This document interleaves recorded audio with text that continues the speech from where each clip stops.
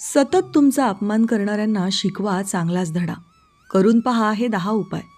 आपल्या आयुष्यात काही वाईट प्रवृत्तीची लोकं असतात, ज्यांना नुसतं पाहिलं तरी आपली तळपायाची आग मस्तकाला जाते. त्या लोकांचं कामच असतं सतत दुसऱ्यांचा अपमान करायचं, टोमणे मारायचे, साध्यासुध्या माणसाला छळून त्याचं जगणं नकोसं करायचं. आपल्या हळव्या मनाला या लोकांचे अपमान, वाईट बोलणे खूप त्रासदायक वाटू लागते. काय करू नी काय नाही असं वाटू लागतं. अशा वेळी नुसतं शांत राहिलं तरी ते अजून चढून बसतात आणि प्रत्युत्तर दिलं की गैरसमज आणि भांडणं वाढतात.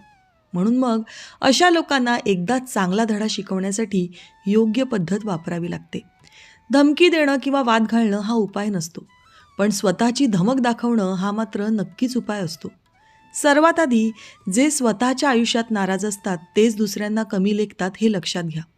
अपमान करणाऱ्या व्यक्तींना थांबवण्यासाठी तुमची शांतता, आत्मविश्वास आणि कडक भूमिका खूप महत्त्वाची असते. स्वतःला बदलून नाही, पण तुमचे विचार बदलून, तुमची ठाम भूमिका दाखवून तुम्ही त्यांना योग्य उत्तर देऊ शकता. चला तर पाहूया सतत तुमचा अपमान करणाऱ्यांना चांगलाच धडा शिकवण्याचे 10 उपाय. 1.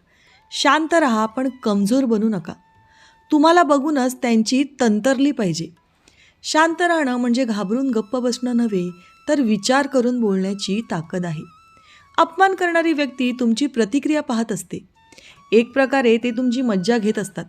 तुम्ही घाबरलात, चिडलात की त्यांना मजा येते. अशा वेळी काय करा, शांत राहून त्यांच्याकडे पापण्या न पाडता सरळ बघत राहा. काहीच बोलू नका. तुम्हाला असं पाहिलं तर समोरचा आपोआप अस्वस्थ होतो. शांत राहून थोड्या वेळाने एखादं वाक्य स्पष्टपणे, ठामपणे बोललं की त्याचा परिणाम जास्त होतो. हे जे तुम्ही बोलताय ते बोलणं योग्य नाही, एवढं साधं वाक्यही ठणकावून बोललात ना, तर समोरच्याचे डोळे उघडू शकतात. तुमची शांतता आणि रोखठोक नजर तुम्हाला अधिक मजबूत दाखवते. लोक शांत लोकांना जास्त घाबरतात, कारण त्यांची प्रतिक्रिया कधी काय असेल हे सांगता येत नाही. समोरचा व्यक्ती तुम्हाला कमी लेखतोय असं वाटलं तर त्याच वेळेला बोलून मोकळे व्हा. त्याचा प्रत्येक शब्द मनात ठेवू नका, नाहीतर नंतर तुम्हालाच त्रास होत राहतो. शांतता म्हणजे तुमचाच सन्मान टिकवणं, तो कधीच गमावू नका. कोणी वाईट बोललं, अपमान केला तर लगेच प्रतिक्रिया देऊ नका. 2 मिनटं थांबा, खोल श्वास घ्या आणि नंतर उत्तर द्या. 2.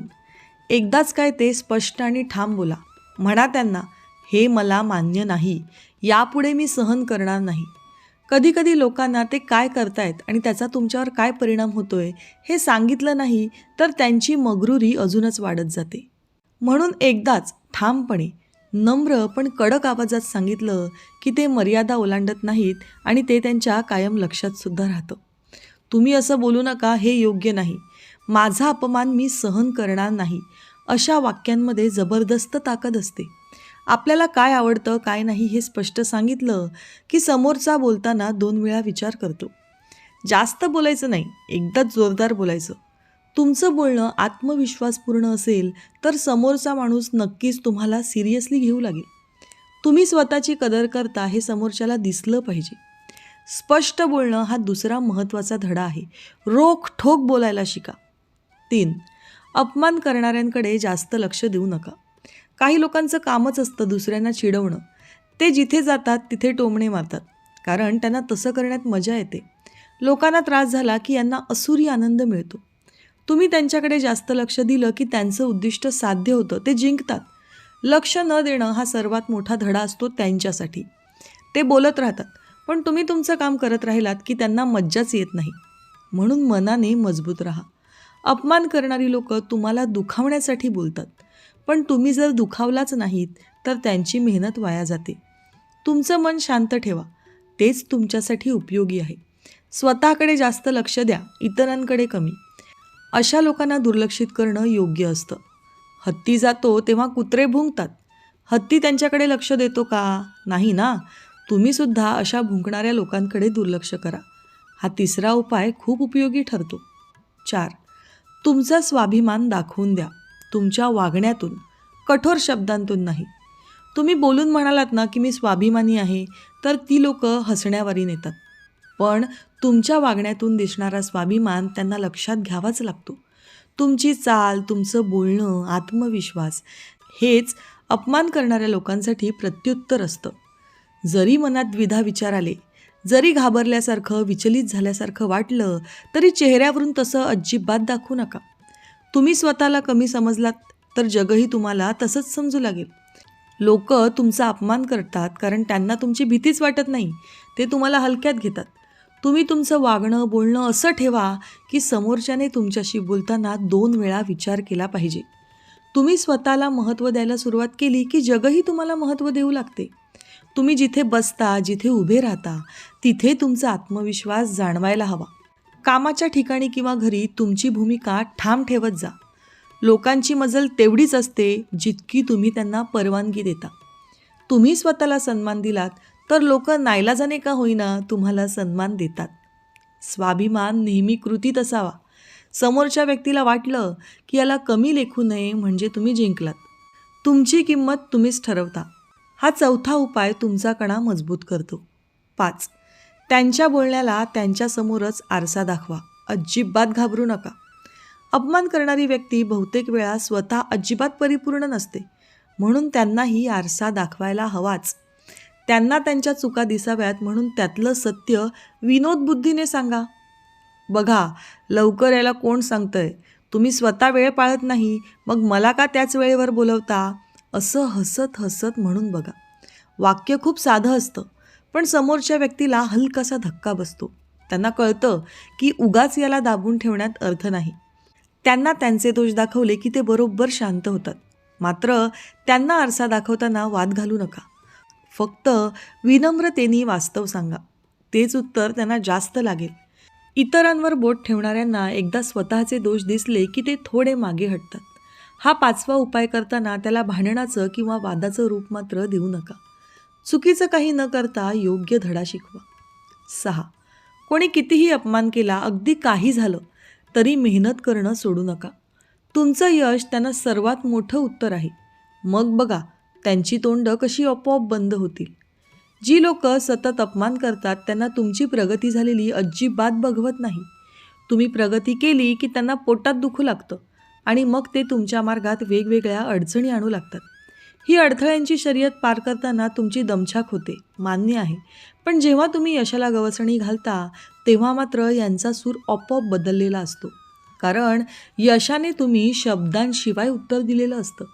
तुमचं शिकणं, तुमची मेहनत, बदल, वाढ हे सगळं त्यांना खूप दुखवतं, पण आता ते काही करू शकत नाही. तुम्ही करून दाखवलं की त्यांचा उपहास आपोआप संपतो. लोक तुमचं यश पाहून गप्प बसतात, कारण यशासमोर कुणाचं काहीच चालत नाही. तुम्ही स्वतःला रोज थोडं थोडं सुधारत राहा. आज तुम्ही शांत आहात म्हणून लोक बोलतात. उद्या तुम्ही वर गेलात की हीच लोक सल्ला मागत तुमच्याकडे येतील. तुमच्या मेहनतीमध्ये सर्वात मोठी ताकद आहे. समोरच्याने तुम्हाला कमी लेखलं तरी तुम्ही स्वतःला कमी समजू नका. अपमान करणाऱ्यांना तुमचं यश हे मोठं उत्तर असतं. 7. मनात राग ठेवू नका. बदला घेण्याची वृत्ती अतिशय वाईट असते. हा त्रास तुम्हालाच आतून जाळत असतो. अपमान झाला की राग येणं स्वाभाविक आहे, पण तो सारखा मनात ठेवला की तुम्हालाच त्रास होऊ लागतो, समोरच्याला नाही. रागाने निर्णय घेतला की आपल्या चुका वाढू लागतात. मनातून त्या घटनेला सोडून द्या, त्याने तुम्ही मोकळे व्हाल. खरी ताकद म्हणजे मन स्वच्छ ठेवणं. तुमचा राग कमी झाला की त्यांना द्यायचं उत्तर तुम्ही जास्त पक्क केलेलं असतं. समोरच्याला वाटेल तुम्ही कमजोर आहात, बोलत नाहीत, पण प्रत्यक्षात तुम्ही अधिक शक्तिशाली होत असता. राग न ठेवता तुम्ही जेव्हा बोलता तेव्हा ते अधिक प्रभावी असतं. राग तुम्हाला खाली खेचतो, पण शांतता वर घेऊन जाते. काय ऐकायचं, काय सोडायचं, मनाला किती त्रास करून घ्यायचा हे ठरवण्याची ताकद तुमच्या हातात आहे. जगात काही लोक कधीच बदलणार नाहीत. तुम्ही देखील त्यांच्या नादाला लागून स्वतःला त्रास करून घेऊ नका. चिखलात दगड मारलात तर चिखल आपल्यावरच उडणार हे लक्षात घ्या. 8. तुमच्या आयुष्यातील महत्त्वाच्या लोकांवर जास्त लक्ष द्या. अपमान करणारी वायफळ लोक महत्त्वाची नसतात. तुमच्यासाठी महत्त्वाची ती लोक आहेत जी तुमचा सन्मान करतात. तुमच्याकडे कोण आहे यावर तुमची ताकद अवलंबून असते. तुमची माणसं तुम्हाला समजून घेतात, पडलात तर उभं करतात, साथ देतात. त्यांच्याकडून मिळणारी शक्ती आणि प्रेम तुमचं मन अधिकाधिक मजबूत करतं. अपमान करणाऱ्यांपेक्षा प्रेम देणाऱ्यांवर जास्त वेळ खर्च करा. तुमची किंमत तुम्हाला ओळखणाऱ्या लोकांमुळे वाढते. नकारात्मक लोकांच्या बोलण्यापेक्षा सकारात्मक लोकांचे शब्द महत्त्वाचे असतात. जे तुमचा सन्मान करतात त्यांच्याशी तुमचं नातं मजबूत करा. अशा नात्यांनी आयुष्य सुंदर होतं. आपण कोणाला महत्त्व देतो हा आपल्या मनाचा आरसा आहे. जी माणसं तुम्हाला बळ देतात त्यांच्यासाठी वेळ काढा. मग उरलेल्यांना आपोआप तुम्ही मागे टाकू शकता. उगाच नको त्या लोकांचा विचार करत बसू नका. जिथे प्रेम आणि आदर आहे तिथेच राहा. 9.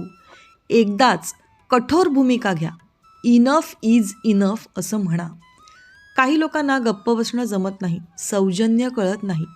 अशा वेळी एकदाच कठोर भूमिका घेणं गरजेचं असतं. पुरे झालं, आता सहन नाही होणार असं ठाम बोलणं अशावेळी खूप उपयोगी ठरतं. हे बोलताना आवाज मोठा नाही, पण भूमिका मजबूत असावी. कधीकधी समोरची व्यक्ती आपलं हे रूप पाहून ऐकून मागे सरकतो. त्यांना कळतं की आता तुमचा संयम संपला आहे. तुम्ही एकदा जोरदार विरोध केला की समोरचा कायम ते लक्षात ठेवतो. कठोर भूमिका म्हणजे वाद नाही, ती तुमची मर्यादा आहे. लहान सहान अपमानसुद्धा थांबतो जेव्हा तुम्ही आत्ता पुरे असं म्हणता. तुमची ही भूमिका तुमचा सन्मान वाढवते. लोक तुम्हाला बरोबर ओळखतात आणि भविष्यात तुमच्याशी जपून बोलतात.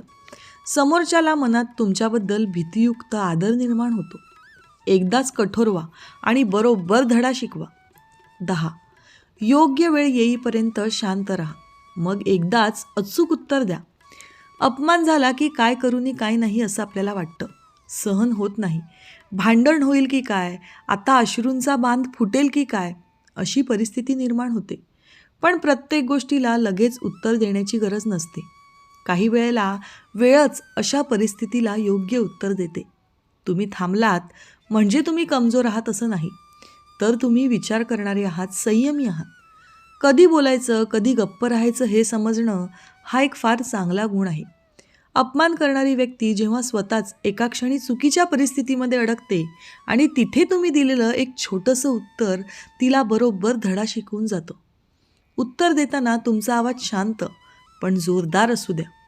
त्या क्षणी तुम्ही तुमची ताकद दाखवता. यात ओरडणं नाही पण संयम असतो. शांतता आणि योग्य वेळ दोन्ही गोष्टी लक्षात ठेवा. तेच तुमचं सर्वात मोठं शस्त्र आहे. मित्रांनो, अपमान करणारी लोक आयुष्यात कधीच संपणार नाहीत, पण त्यांना कसं उत्तर द्यायचं हे शिकणं ही तुमची खरी ताकद आहे. स्वतःचा सन्मान जपणं हेच सर्वात मोठं काम आहे. शांतता, ठामपणा, स्वाभिमान आणि योग्य भूमिका याने तुम्ही कोणालाही उत्तर देऊ शकता. वाद घालून नाही, पण विचारपूर्वक बोलून तुम्ही समोरच्याला धडा शिकवू शकता. अपमान करणाऱ्यांना तोंड देणं म्हणजे त्यांच्यासारखं होणं नाही. तुमची शैली वेगळी, तुमची पातळी वेगळी असावी. जी माणसं तुमची किंमत ओळखतात त्यांच्याजवळच राहा. तुम्ही कसं वागता त्यावर लोकांचं बोलणं बदलतं. अपमान करणाऱ्यांना धडा शिकवण्यासाठी विचारानं मोठं व्हा. तुमचा सन्मान तुमच्या हातात आहे, तो कधीच सोडू नका. मित्रांनो, दररोज विविध सकारात्मक विचारांसह आपण भेटत असतो. तुमचे जीवनही असेच सकारात्मक विचारांनी भरून जावो. तुमच्या मनातील सर्व चांगल्या इच्छा आकांक्षा पूर्ण होत. तुम्हाला सुख समृद्धी लाभो ही ईश्वराच्या चरणी प्रार्थना. मित्रांनो, आजचे विचार जर तुम्हाला आवडले असतील आणि ते पटलेही असतील तर कृपया व्हिडिओला लाईक आणि चॅनलला सबस्क्राईब करायला विसरू नका. उद्या पुन्हा भेटूया नवीन विचारांसह. तोपर्यंत धन्यवाद.